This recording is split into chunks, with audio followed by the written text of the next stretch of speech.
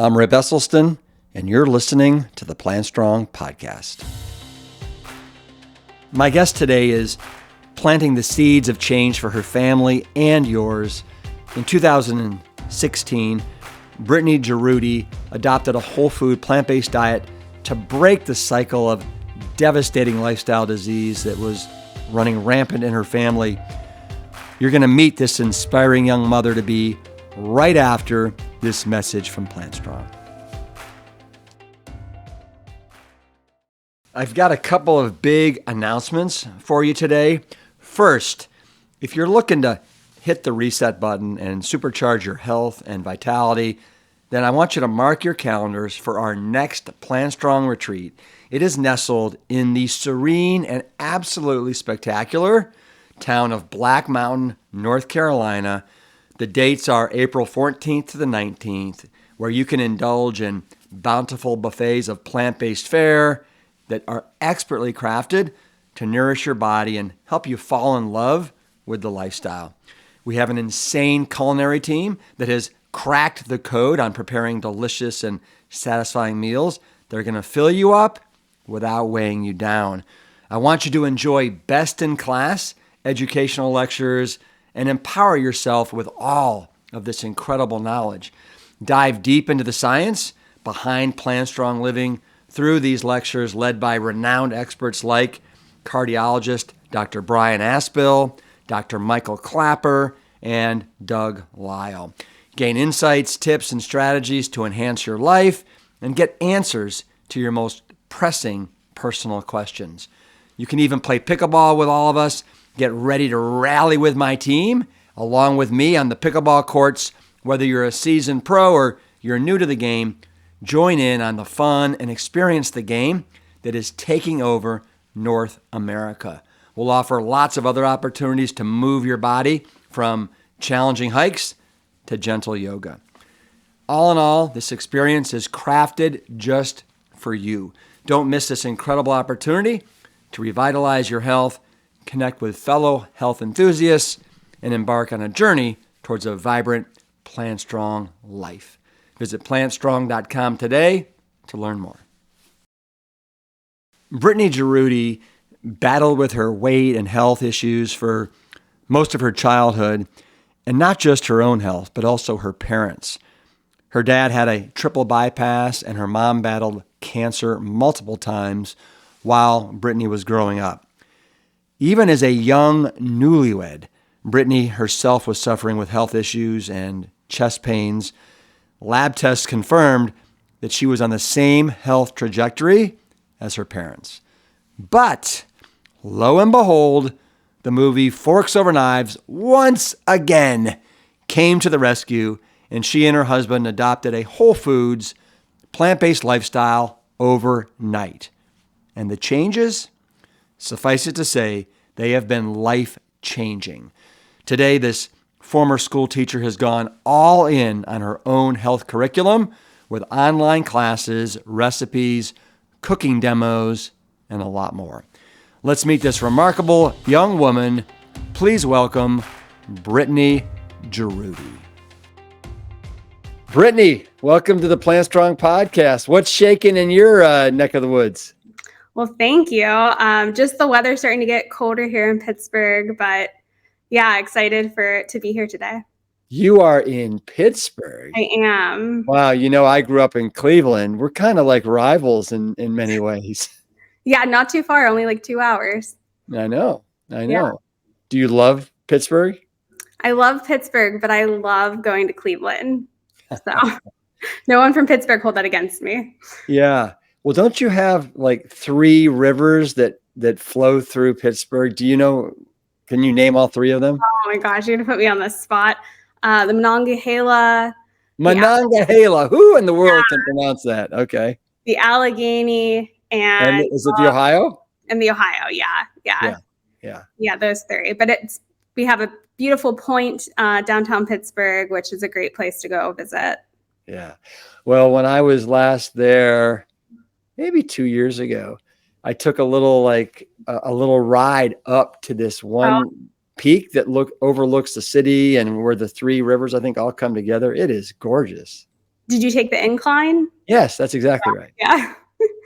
Yeah. Very cool. And Pittsburgh, I don't know if it still is, but when I was growing up in Cleveland, in the 70s and 80s, Pittsburgh was very, very blue collar. Yes. Yes. And I don't know if it still is, but it certainly had that kind of blue collar, iron ore kind of feel to it, a little bit like Cleveland. Yeah, I feel like it's still like that. My husband actually works for a steel mill here in Pittsburgh. Wow. Now, what does he do? He's not making the steel, is he?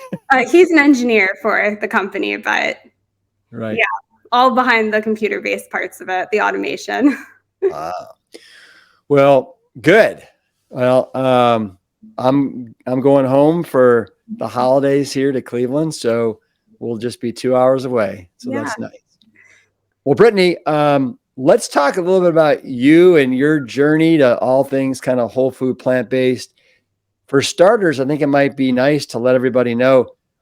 So you grew up on the standard American diet, just like most of us did. Mm-hmm. And when did you first start noticing like weight issues or some sort of health issues? Yeah, it started when I was pretty young. I would say really like in maybe second and third grade. And I attribute that a lot to that I had a parent who was going through cancer and just a stressful time. So, there wasn't quite, even the foods that they were making from scratch was still standard American diet, but there was a lot of other things like fast food introduced just for quick meals because there was a lot of like hospital and doctor visits. So it started, I would say around third grade. You can kind of tell from family photos, like each year I get a little heavier, and it continued on that way off and on, through high school and into college. And so when you started gaining weight, were you getting self-conscious? Was anybody talking to you about it? Were you trying different diets at all or no? Yeah, for sure. Definitely self-conscious. I'm very short. So now fully grown adult, I'm only 4'11". So I'm definitely a short person. So weight was really obvious on me. And I, did kind of the standard things like I think Weight Watchers and trying to diet. And in high school, I joined the soccer team, which helped to take off, a little bit of excess weight as well. But I was still always high on my BMI scale. So it definitely was something I struggled with and always was self-conscious about for sure. And is it something did you have any conversations with your mother and father about it? Or you said that you had a parent that was going through cancer when you were young. Mm-hmm. Which parent and what was going on? Yeah, so actually both my parents were pretty sick when I was in elementary school. My mom had cancer when I was, between the ages of like fourth grade to sixth grade is really when she was going through a lot of it. It was stage 4 breast cancer. And that happened one Easter. I remember her getting diagnosed. And then at Christmas time, my dad had a triple bypass and had a heart attack. So really, yeah, both parents on both ends had major health issues going on. And, it progressed all throughout pretty much my life, off and on. Right. So, in kind of doing my homework, you write about how your mother basically had cancer 3 times. So is that 3 different cancers or just a reoccurrence of breast cancer 3 times? So as a child, she actually had bone cancer and lost her, was an amputee, lost her one leg from bone cancer around middle school. And then, she went into remission from that and then became a nurse and did all of that from being in the hospital so much as a child. But then she got diagnosed with stage 4 breast cancer when I was in about 4th grade. However, that went into remission as well, without them being really able to explain how she was able to beat stage 4. But then it came back stage 4 again when I was a newlywed. So around 2015, 2016. So she was able to see you get married. Yes. Yeah. She was here for a lot of it, but she did pass in 2019. Yeah. Well, I'm so sorry about that. It sounds like your mother, you give her, a lot of credit for you kind of being the person that you are today. Definitely. She definitely taught me about a lot of resilience and strong work ethic and sticking to something that you believe in. And she got to see me be whole food plant-based and reverse my health before she passed as well, which was really amazing for me to kind of share my passion for this lifestyle. Yeah. So when you say she had the bone cancer and she had an amputation, was it the lower part of her leg, the upper part of her leg? What part? Yeah, so she lost right above the knee. Mm-hmm. So how did she get around after that? Well, she had a wooden leg and but she never let that really stop her from doing anything. I have photos of her skiing as an amputee. She volunteered as an amputee counselor for kids every summer and took me as a young child. And really, I feel like embraced that she was different, but also taught people about it too. She was always very open about explaining things. When we'd go to swimming pools as a child, she would talk to little kids that she's like a Barbie doll, and had a great way to kind of explain, something that might be a little scary or unusual to a young child. Well, that's wonderful. It sounds like she certainly at all didn't play the victim. And yeah, wow. Yeah. She rode bikes and did everything else, as much as she could. Yeah. So you mentioned your father, and your father had triple bypass way back in the day after a heart attack. And then it sounds like he also continued to, kind of have the different chronic Western diseases pile up. Like what, diabetes? Was that a type 2 diabetes? Yeah. So after he had his triple bypass, the nice thing about him going through that scary event was that he quit smoking, but he didn't change his eating habits. So unfortunately, as much as quitting smoking helped, it progressed into other things. So he got diagnosed with type 2 diabetes.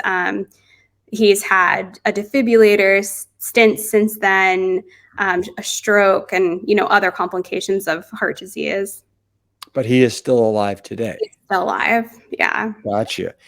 And I'd be fascinated to know. So are you close with your father? We're close, but not so much on the lifestyle. We don't really see eye to eye on the lifestyle front, which is a shame. I really, sharing this lifestyle with so many people, it's really hard when you can't help the people that you care about the most. Which just isn't that just the truth? And well, we'll come back to that. But first, so let's talk about yourself. So you mentioned that, starting at age 8, you started, gaining weight, becoming unhealthier. In your 20s, what did your health canvas look like? Paint that picture for us. Yeah, so I graduated from grad school and got married and was starting my own life. We had bought our first home, and although I was starting to feel not the best, I actually started to have some chest pain, which was alarming at 24 years old. And I also was going to my regular checkup, and they were flagging my blood pressure being high. So my blood pressure was very high. It was, around 140 over 110 at one point. And my doctor put me on 2 different kinds of blood pressure medicines to bring it down. Like, one wasn't quite enough, so I actually was on 2. And some other blood work showed that my total cholesterol was very high. It was 242. And I also had a blood test taken from my husband's work. They gave us a discount if you got your blood test taken. And as a newlywed with no money, we both got those taken. But they checked an HSC reactive protein, which I had never heard of before, and mine came back 16. And it was very red, angry letters. And I remember going to the internet to figure out what does this mean? And very, very scary with so much cancer and heart disease running in my family. Well, tell me this. So CRP of 16, do you know off the top of your head what is considered a normal level that's not elevated? Under 3. Under 3, and you were 16. And I think, if I remember correctly, because we're both obviously fans of the documentary Forks Over Knives. and we'll get talked about that in a sec. But I think the narrator, Lee Fulkerson, his was elevated, and I think his was like, I want to say 6 or 7. Yeah. Right. And then at the end, after he embraced this way of eating for several months, he went back and his C-reactive protein was something like under 2. Which was a huge seller for me to do this lifestyle, because it just happened to be, after we got that blood test taken. It wasn't too long after. It was over Easter break, and I was off work, and we watched the documentary, and I literally felt like it was them talking to me, because like you said, his numbers were so much better than mine, and I was like half his age. And I just thought, like, well, if he can do it, so can I. So that was a huge thing. Was, I literally say that what a gift it was. And I always attribute this to the guy upstairs, that I had that test taken, and that really was my eye opener, besides the blood pressure and cholesterol. Who's the guy upstairs? Oh, just my belief in okay power. Yeah.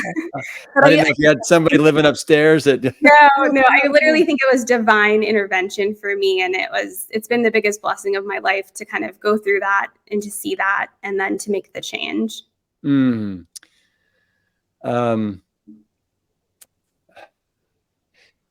Now I'm trying to piece together these puzzles in my mind here. So what year was it that you saw Forks Over Knives and kind of that light bulb went off in your head? 2016. 2016. And so how much did you weigh going into seeing Forks Over Knives? So I stopped getting on the scale at 180. It was kind of where I broke up with the scale, but I didn't start doing anything for a little bit of time. So I'm thinking I was probably closer to 200 when I started. But last time I got on the scale, it was 180 before watching the documentary. And Carrie, can we pull up a photo, a before and after of Brittany? I think it's pretty powerful. There you go. Yeah. So that's, is that you on the left going for maybe a run or opening the gate? Yeah, we were just on vacation, and I think there was like a garden we were walking through, but yeah, it was a picture that I never would have put online. Well, that is definitely pretty remarkable, considering, let's say 185 to 200. And if you're 4'11", that's, that your frame definitely probably didn't like that too much.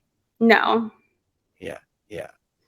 All right. So you saw Forks Over Knives. You're married at this time, right? Yes, I'm married. Mm-hmm. And what does your husband think after you saw the documentary and you're like, oh my gosh, this makes sense, and this is divine intervention, let's do something about this? Was he on board? Well, he told me, I think he was worried I was going to try it for a minute and quit, because he told me, we'll do it, but don't tell anyone. Because I was ready to tell everyone, I'm whole food plant-based, and this is my new identity. And so he just encouraged me, but was like, maybe, but the next day was Easter. So I showed up to my family's gathering, and it was pretty obvious that I wasn't like eating ham and other things that we're used to on our table. And did people comment on that fact? For sure. And I just kind of told them why I was doing it. And, I told them about the documentary, but, people didn't press me too hard on it. But I just, ate all the sides and vegetables and things like that I knew were compliant with the lifestyle. Wonderful. And did you find it to be difficult or easy, or what was your experience kind of jumping into this? Yeah, I think I was so motivated. Like, the documentary spoke to me so deeply, because you had, your dad talk about heart disease. You had T. Colin Campbell talk about cancer. And those were two huge components that I was seeing. I was seeing, my mom starting to struggle again. I had an uncle who passed in his early 50s around that time. I had another aunt who also was suffering at that time in the hospital. So really, I kind of saw my future if I didn't make a change. And I was so motivated and all in. And so I think I was excited. I didn't really focus that much on, the holidays, feeling like left out of, not having certain things. I just focused on what I could have and really anticipating, what this was going to do for me. Mm. And what did you do for support? Did you do this, like, were you a self-starter, or did you get a bunch of books? Did you go online and join any Facebook communities? What did you do? Yeah, so I self-starter, but also wanted to dive into understanding it even more. So I went and bought, your dad's book. I bought the China study.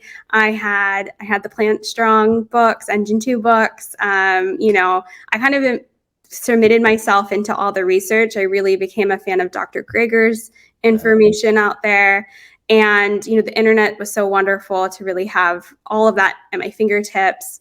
And I just learned as much as possible and just started doing it every day. I went, once I'd made that decision the night before Easter after we finished the documentary, I never dabbled back into eating the other way.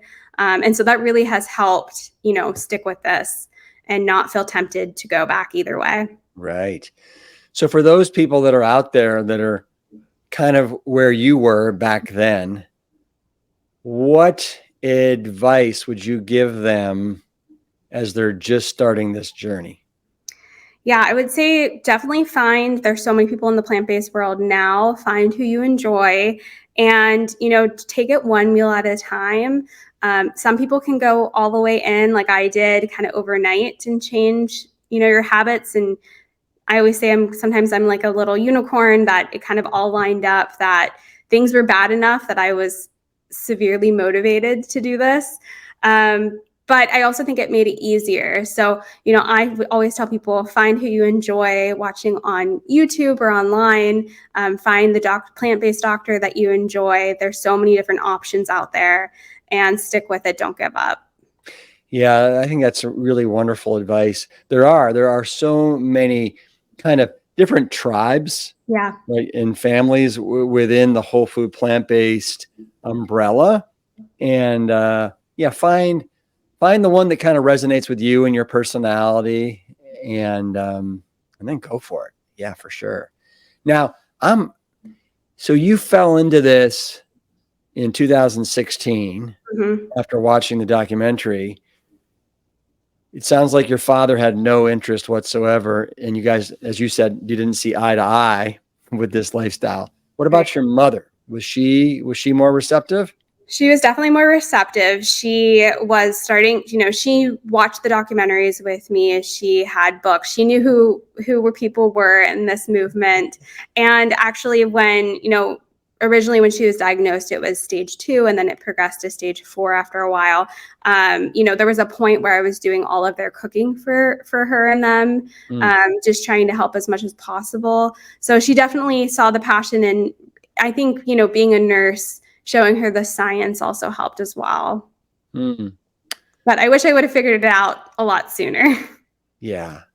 Well, almost everyone does. No doubt about that. Did you have any brothers and sisters growing up, or were you an only child?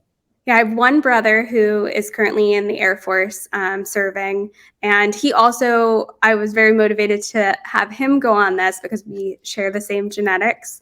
And so I've also tried to, anytime I'm with him, I cook whole food plant-based, and he enjoys the food. And I have sent him your Engine 2 cookbook all the time. And so he shares with me what he makes out of that pretty often. But, I wish that we lived closer so that I could be a little bit more in his ear, a little more about it. But I'm hoping he'll get to it. How old is he? He's younger than me, so he's 28. Okay. 28, and you said he's in did you say the armed forces? Yes, he's in the Air Force. Air Force. Got it. All right. Well, tell you what, I wish him well, for sure. Yeah. Good. So you've kind of made this into is this a career for you now, or do you have another job that you're doing, or is this what you're doing? So for the last 10 years, I have been a middle school teacher. And just this school year, I decided to leave that job and to do this full time. So it's very apparently became obvious to me that this was a passion and what I wanted to spend all my time doing. I kind of have been doing both the last several years. And so I'm very happy that now I can focus all my time onto this and really help as many people as possible. And so tell us, what are some of the things that you have going on right now to help people on their whole food plant-based adventures? Yeah, so I do weekly videos on YouTube that are free, and we have a Facebook group and just kind of sharing different recipes. I always try to make recipes that are very comforting, kind of similar to ideas that we had before being on whole food plant-based, but making them healthy with all those swaps. So teaching people that you can keep family traditions and recipes alive, but swapping them for things that are health promoting. And I also work with Dr. Marvis, and we work on the Healing Kitchen, which is a weekly cooking class that we do every Wednesday evening. So that's been really fun as well this year.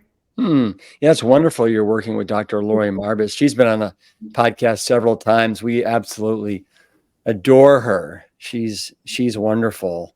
So smart, so kind. She's just got a really nice spirit to her, doesn't she? Yeah, she's the best. I'm always love her energy and getting to work beside her. So it's been a real dream to. How did you two cross paths? We have talked the last couple years off and on, but she interviewed me for when she was doing More Medical, and I was on one of their testimonials. They had the film crew come to our house and film kind of my plant-based story, and we've just stayed in touch over the last couple years. So it just kind of all lined up that she was starting to see patients herself with her own practice, and then I also had some more time leaving teaching to work together.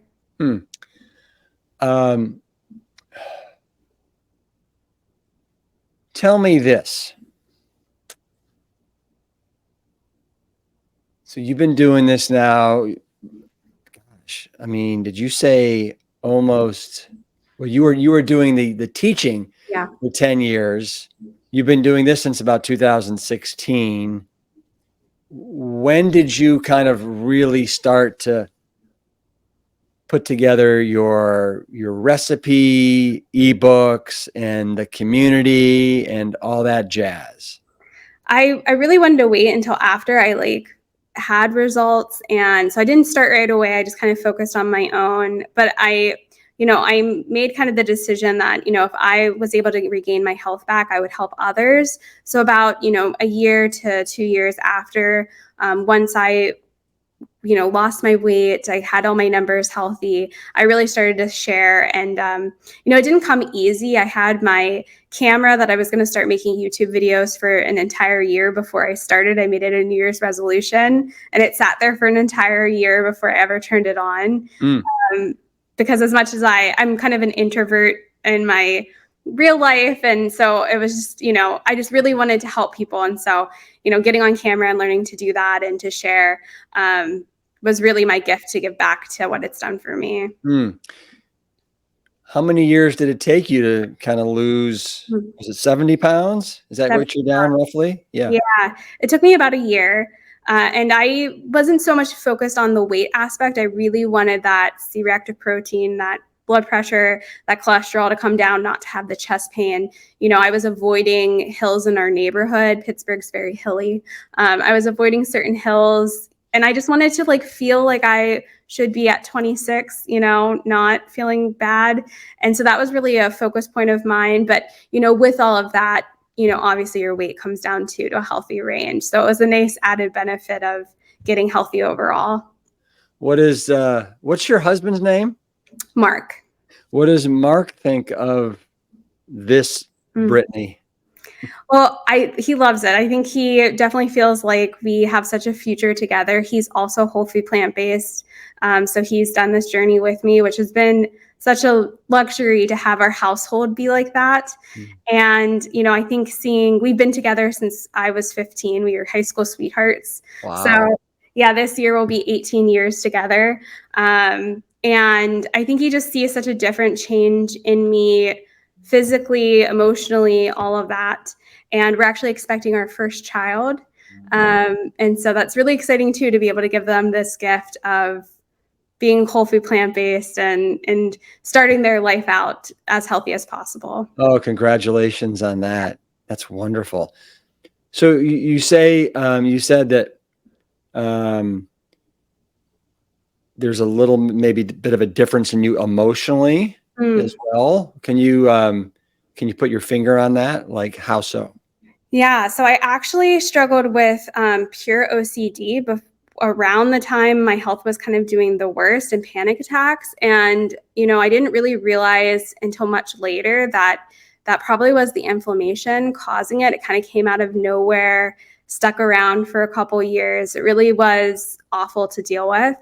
And that is just another benefit that I discovered, and probably the biggest change in me, my personality and everything, is that, I was able to get rid of that by just getting my inflammation down. So that's something that I talk here and there about, but it's a huge motivation to also be plant-based besides just, having great blood work. Hmm. Well, I'd like to share, if you don't mind, I'd like to share all your current numbers. You have them up on your about page, Yeah. and you say that your blood pressure used to be about 150 over 90, and then you were also on two meds. Are you off the meds now? Yeah, that was the thing I was able to get off pretty quickly. It didn't take a year to get off them. It only took, a month or so. And really working with a doctor, monitoring that, because it can come down pretty quickly eating this way. So Yeah. that was a great thing that happened kind of Oh, very quickly for me. well, and luckily too, you had a doctor that was, it sounds like, willing to work with you in a partnership to get you off the meds.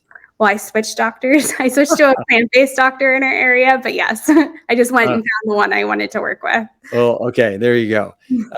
But the blood pressure came down from 150 over 90 to 110 over 70. Mhm. Hooray. That 242 cholesterol number came down to about 150, right? It's Which actually is, lower than that now. I had it got checked. it. Yeah, it's around 120 right now. Yeah, well, bravo. Yeah. Uh, you mentioned how, you used to be very anxious and your resting heart rate Yeah. is typically in the 90s, and now you're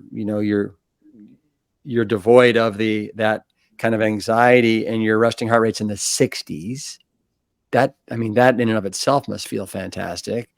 And then, of course, we've been talking about that C-reactive protein that was a staggering 16 and Yeah. now is in the normal range, hooray. And obviously no more chest pains. Yeah. Yeah. And now our vacations are going like climbing mountains and going to do like North Cascades and the Rocky Gap. And it's just such a difference to avoiding even like little hills in our neighborhood that I Yeah. live right now. So I can't even, it seems like a different person and a different lifetime ago of where I started. And has Mark experienced any benefits, or was he like a shining example of a healthy guy He was to kind begin of with? like a shining example of a healthy guy, never had any weight issues, but his cholesterol was 200 at, when we thought he was the shining example, and his now is around 120 as well. And he also, the only thing that he significantly noticed was his seasonal allergies that he's had his whole life have went away. So that's another kind of neat bonus. And yeah, his digestion obviously is a lot better too, being whole food plant-based. Right. How can it not be? Right. Now, it sounds to me like you love to make recipes. Have you always loved to cook? I've always been creative. My background is being an art teacher, so I've always been into using my hands to make things, and I've always dabbled a little bit into cooking, but really it became, I feel like, an art form when I went this way. So I wouldn't necessarily called myself much of a cook before, but really kind of dived into how to do it, teach myself the basics, and really have fun and make that my new art now. Got it. So, if you're game, Brittany, what I'd love to do is go through and just have us kind of rap back and forth about 10 different recipes that I was able to Yeah, call from either Instagram or from your website. sounds good. All right, let's do it. So you know that my father is a huge fan of people anointing their green leafy vegetables with some sort of balsamic vinegar. So is obviously Dr. Michael Greger. Mhm. You have a raspberry vinaigrette salad dressing. Can you share that with us? Just kind of talk about it. And yeah.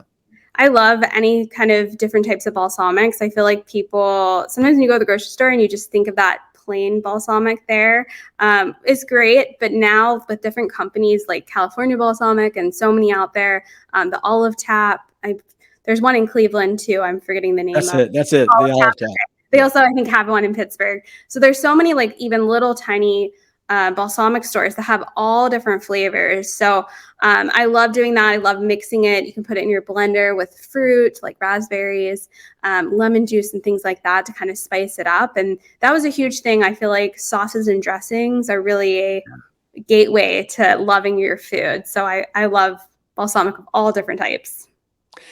I saw something really creative. I've never seen anything like it before on your Instagram. And that was you recommend people, you take a Lara bar, which is obviously just nuts and Yeah. dates. Yeah. And then I think you slice open the very top of the wrapper Mhm. and then you turn it into a popsicle. How do you do that?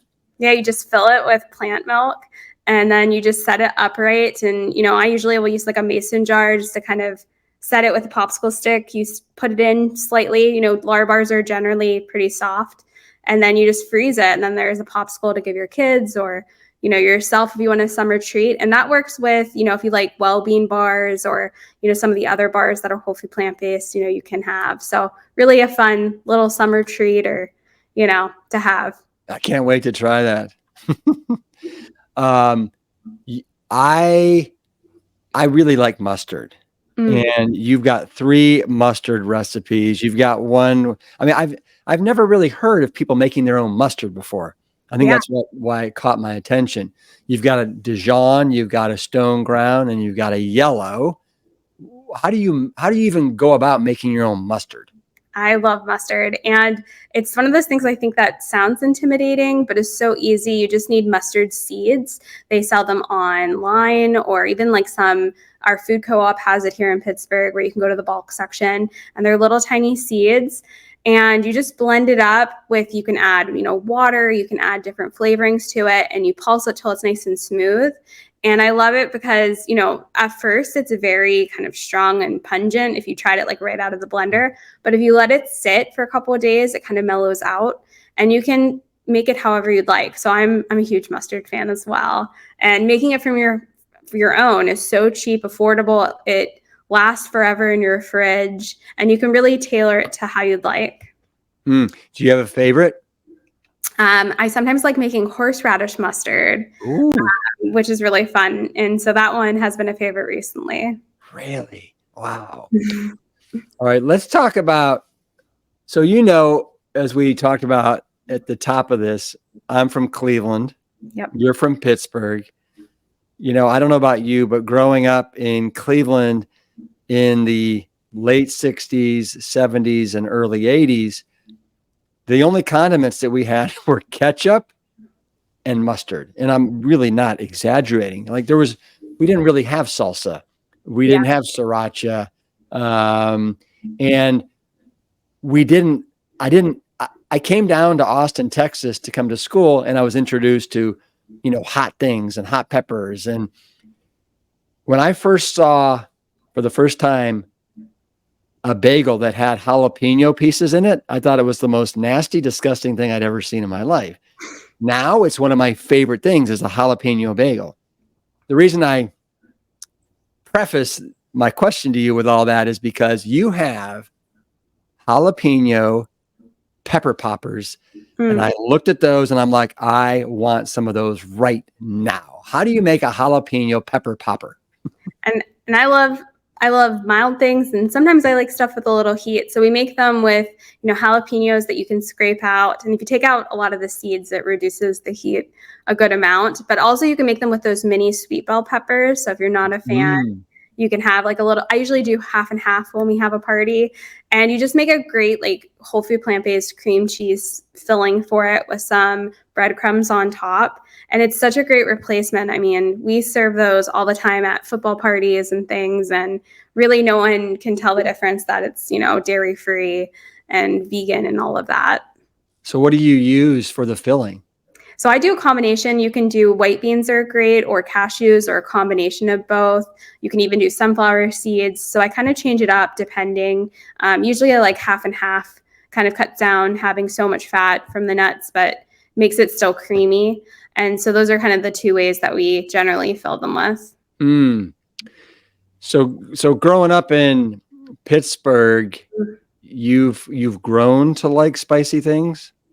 Yeah, my husband likes more spicy things than I do personally, but yeah, I would say I'm a little bit more on the mild side. All right. Let's move on to the 4-3-2-1 fruit salad. You have some ingredients in there that I was like, what? That's considered a fruit salad? And it made me very intrigued to want to try it. What is your 4-3-2-1? You also refer to it as the best fruit salad. Now, really, I started this because I am not a huge fan of beets, but I know it's so good for you. I know about the nitric oxide and how much, it's one of those foods that I feel like I was not getting in. And so I loved all the rest of the things that are going to be in the fruit salad. And so I thought if I chop those up, it's a great way of getting them in. And so I make a watermelon, tomato, cherry, beet salad. And, you can start off with, and it can be a variety of whichever one you like the most. You can make 4 cups and then you can kind of go down from there. But I love like tomatoes too, which you wouldn't think was in a fruit salad. No.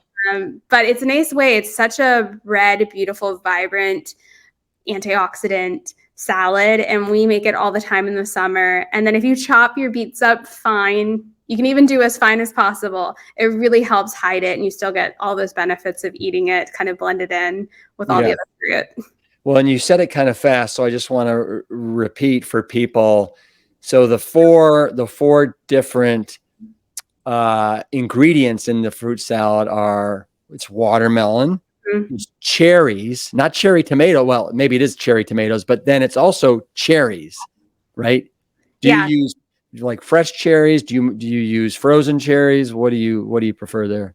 I tend fresh, and I just, take a minute to pit them as you go. You could use frozen, but they kind of get a little bit more wetter. So I like to use fresh in the summer, and that's really the most tedious part, is just taking the pits out of those. But yeah.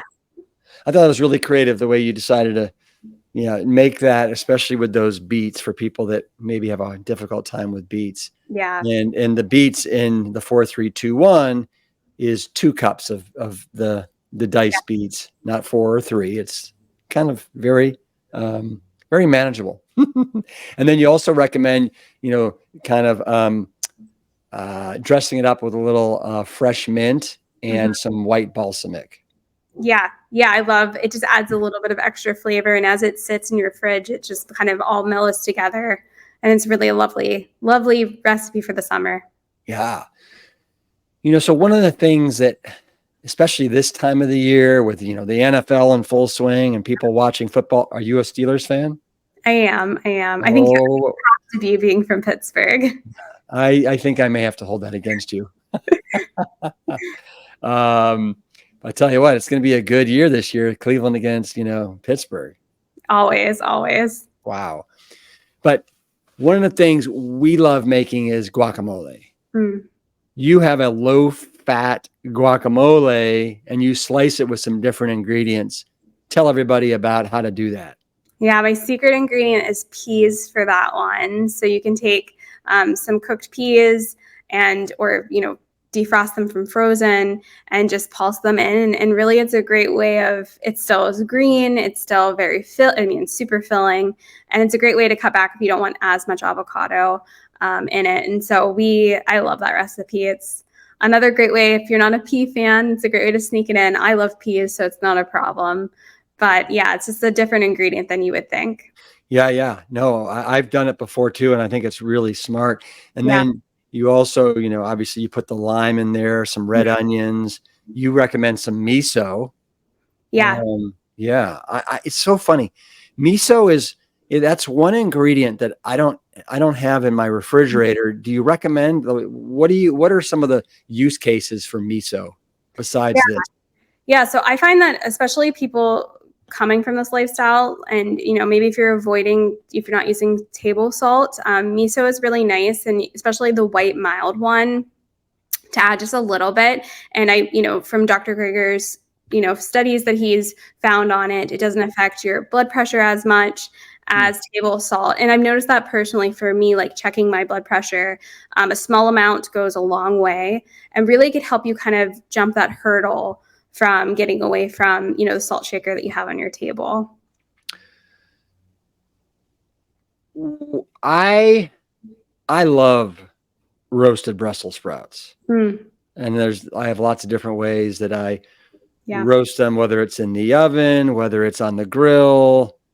And you have a recipe and you claim the best roasted Brussels sprouts.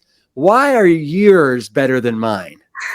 Well, I'm sure yours are the best too, but I love them because it's easy. So you just hack the Brussels sprouts in half, and then you're just throwing it you can do a reusable like stasher bag or a Ziploc bag, and you're just dumping in your ingredients. So I love some balsamic in there. I like to do a little bit of hummus even in there to make it nice and creamy. And you really just like let everything marinate in that. And then you put it on your baking sheet and bake them. And they just become like caramelized and really, that's not a food that I would have loved before being whole food plant-based, because I've only had it cooked certain ways where they were mushy and kind of overdone and not enjoyable. And that was a food that, I was like forced to eat before you could leave the table. And so, now finding all these new ways of enjoying it, it's just, I could eat those every day. I like that. So you put it into one of those big, frozen, freezer bags. Yep. And then you put in all your ingredients, these spices too. Yeah, sometimes I like to do like a plain hummus, with your favorite balsamic vinegar of your choice, and that, I love like pomegranate during this time of year, or some other ones that are kind of seasonal, and then some Dijon mustard in there, and you just kind of let everything, mix it all up really well. You can let it rest if you want, or you can bake it off right away, and it just becomes, they're just like so flavorful. Popping them in your mouth. When you say let it rest, you mean kind of all the flavors marinate for a while? Yeah, sometimes if I have extra time, I'll put it in the fridge for like a couple hours, or you can even do it the day before and then, cook them off. But in a pinch, I've done them right when they're done as well. Yeah. Have you ever had any success with frozen Brussels sprouts, or are usually always fresh? Yeah, I like frozen as well. If you, put them in a sauce and marinate. My favorite way of eating Brussels sprouts is actually raw though. I love just shredding them, and it's, cabbage. And so I add that to salads all the time. That's actually how I slowly started to love Brussels sprouts, was, finding different ways. And I found that I love them raw, especially. And so, there's always fun ways of foods that you might not have loved before, and different ways to do it to really get you to appreciate them. And so between that and mushrooms, I've really come a far way from loving foods I didn't before. How do you slice up your Brussels sprouts when you're putting them into a salad? What do you do? I just put them in a food processor that has the attachment that you can shred. And so I just put them through that, and they shred it nice finely, or you could take a knife and finely chop them into little shreds. But that's my favorite way of adding them to salads. So you just mentioned mushrooms. Mushrooms I'm really finicky with my mushrooms. Yeah. They have to be done just right. I don't like them too juicy and too much water. It reminds me of eggplant, and something about the whole texture is just I've got an aversion to it. In my first book, The Engine to Diet, I've got a recipe in there for a mushroom stroganoff. And I've never been thrilled with how it ultimately turned out. You've got a mushroom stroganoff. Yeah. What is the secret to your mushroom stroganoff? And why is it so much better than mine, probably?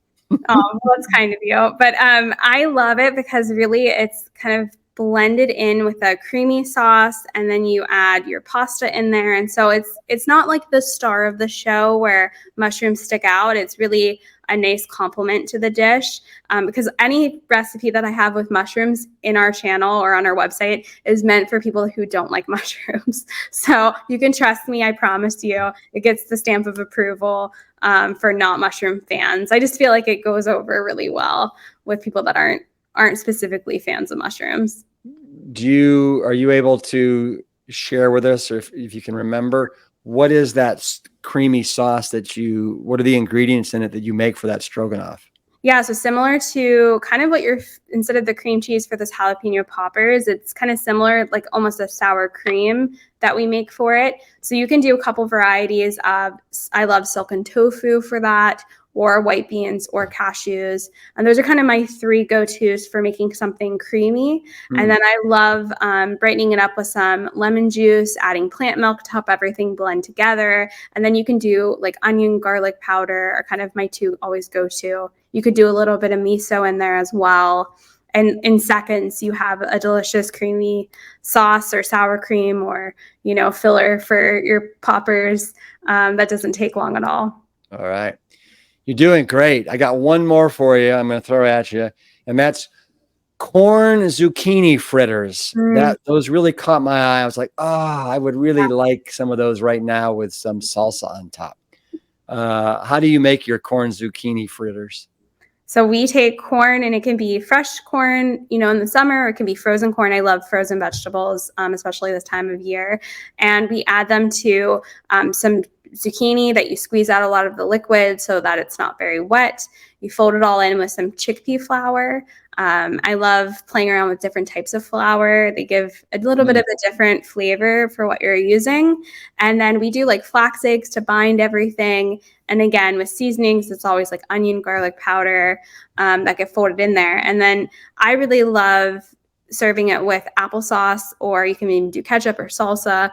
And they're really great. You can make them as thin or as thick as you'd like. And yeah, we love the fritters. They travel well. So if you ever go on a long trip, they hold up really well in the car. Yeah.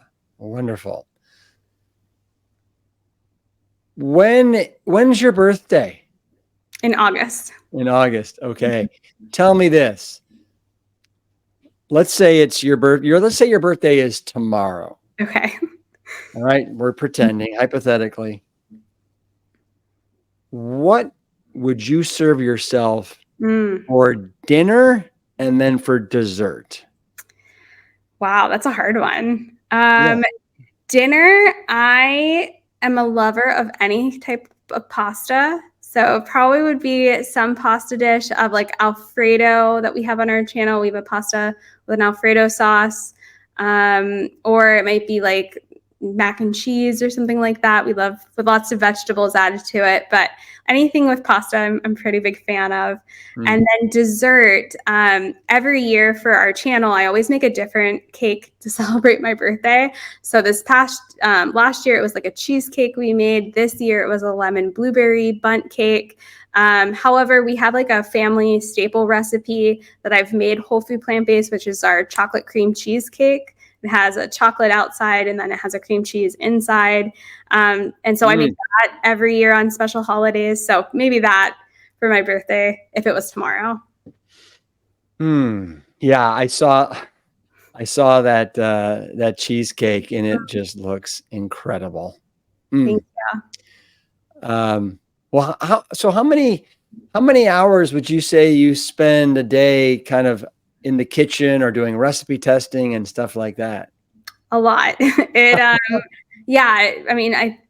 definitely a full-time job doing it too, which I'm so lucky to be able to do this as my job now. But I would say generally, in the kitchen, maybe like 4 hours depending.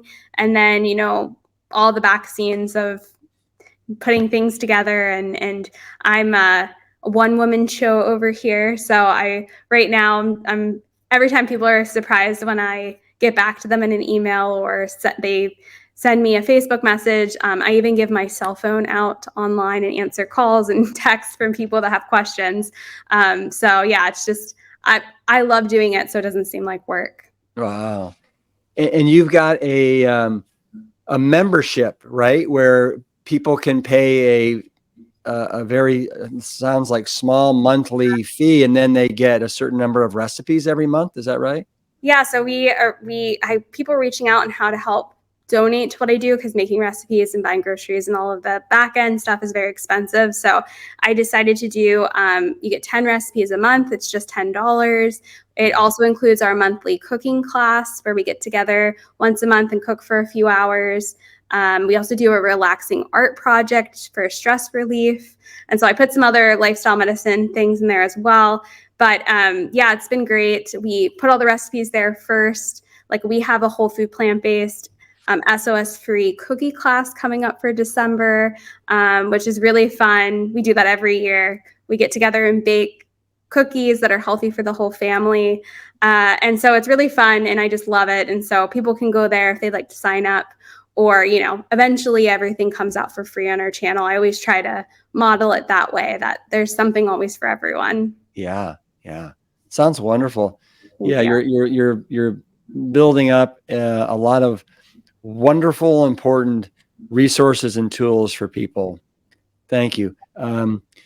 So in perusing your website, you talk obviously a lot about your mother and your mother's impact on you, and her passing away in 2019.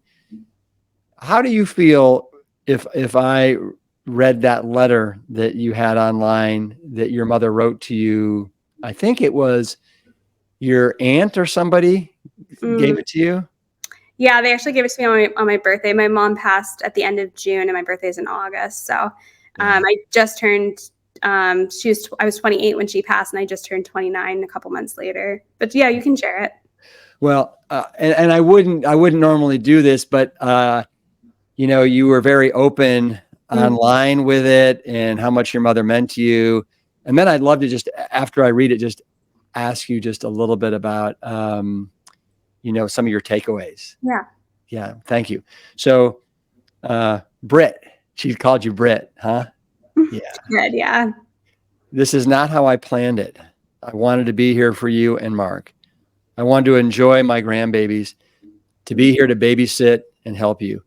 I wanted to read books and to play with them, just as Aunt Ruby and Dell did with me and Uncle Bill. Everyone has different plans to follow.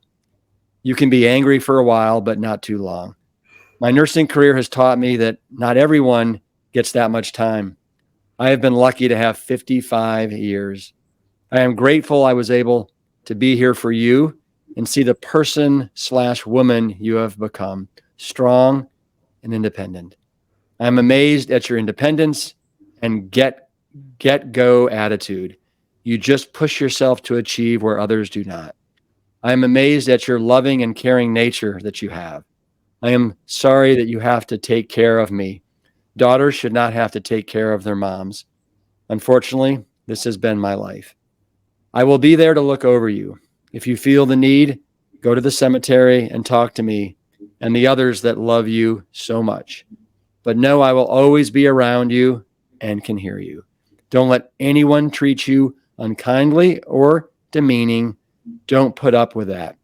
I will always love you, be proud of you, and watch over you. Love, Mom. Yeah.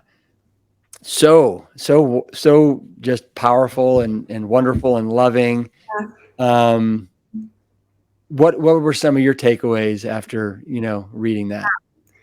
A lot of lessons in that she shared, and I read it all the time. I have it framed in our house, and it was a real big gift, that to have that and to have that for the rest of my life to look at. And not everyone gets that, and so I think it,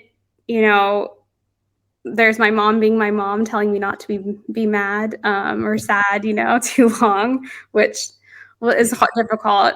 Her dying at 55, but just seeing that she was so grateful for, the life that she had, and that she got to see us go to college and get married and do things that we wanted to do in life. It's just a gift. My mom was such an amazing person, and actually, we just got a big gift is that our due date is on her birthday. Oh, wow. So yeah, I was over the moon. I mean, shocked when the doctors told us, but just another gift that she's still with us and gets to be a part of her first grandchild too.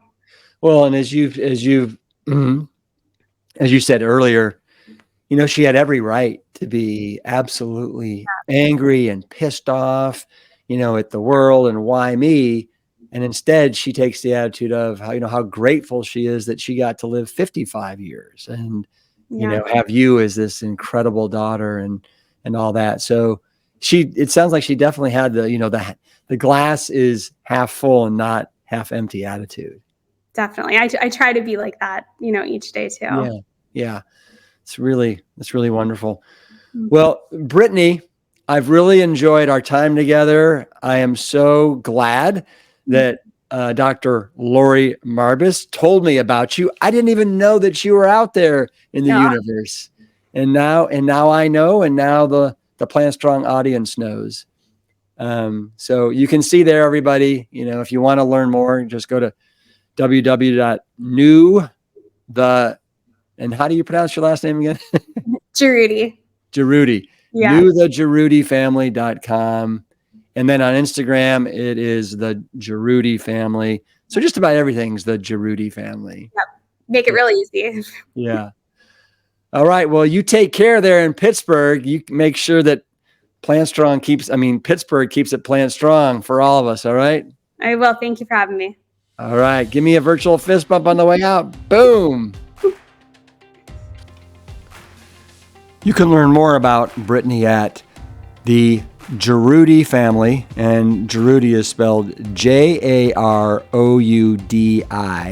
the Jaroudi family, on Instagram or at her website, which I'll be sure to link up in the show notes. Not only has a whole food plant-based diet been able to save Brittany's health, but it has also provided purpose, which she is kind enough to share with all of us. So thank you, Brittany, for your passion. What a beautiful way to honor your late mother. Thanks to all of you for listening, and always keep it Plant Strong.